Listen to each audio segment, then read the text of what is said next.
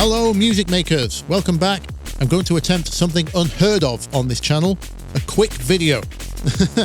My throat is still suffering from whatever illness I had, so I'm going to try and keep this one short. Let's get straight into it. You've seen the title. It turns out I was wrong. In my Reese video, I was explaining where that wobbly, unstable sound comes from. It's the interference pattern generated from when two or more frequencies play at the same time, but they don't quite match up in pitch. That difference creates a thing called beating. That's that pulsing we all know and love. In fact, I said this in the video. Interference. And it's key to a good Reese bass. It's key to the sound of a good Reese bass, I said. Later on in that video, I explained the original Reese bass was done on a Casio phase distortion synth. And because most people didn't have that synth, they would instead likely have a more typical subtractive synth, and the way you would emulate that Casio sound would simply be to filter a couple of detuned saw waves, like I'm doing here.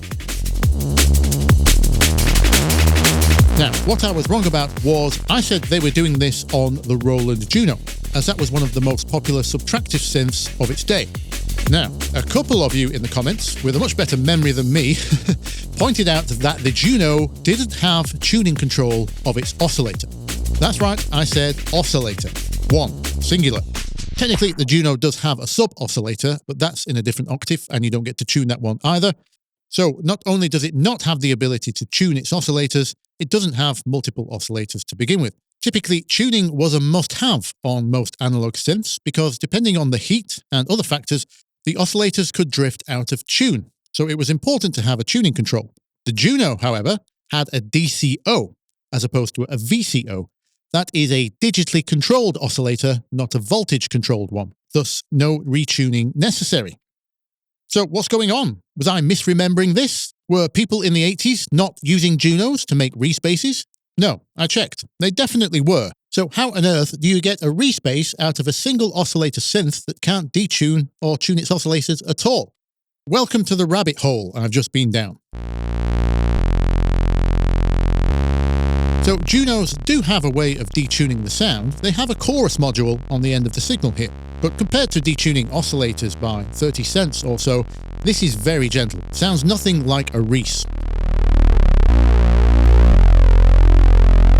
So it can't be that. In terms of other modulation options, it does have pitch modulation, but that just sounds like vibrato.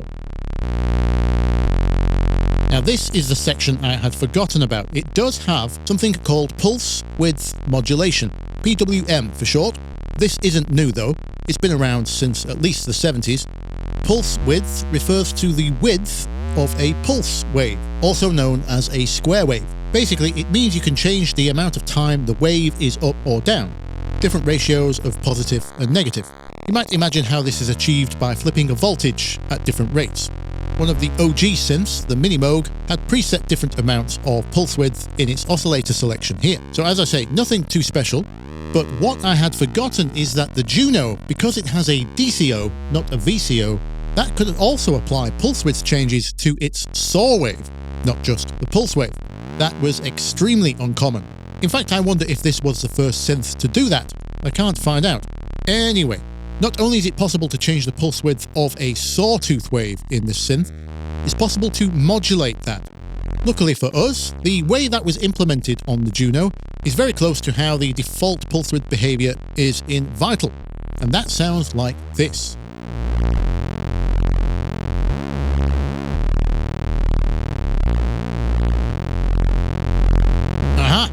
Reese vibes! So that's how it was done.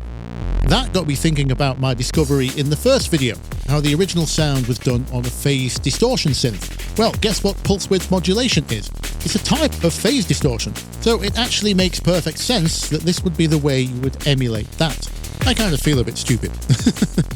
Anyway, if you've not played with pulse width modulation, now you know what it does. You can implement it in your future sound designs. Speaking of feeling stupid, I could end the video here. That's all I wanted to share, really. But this discovery has opened up another question, which I don't have an answer for, but I wanted to discuss on video, just in case anyone else has a theory. Here's the sub-rabbit hole I've ended up down now.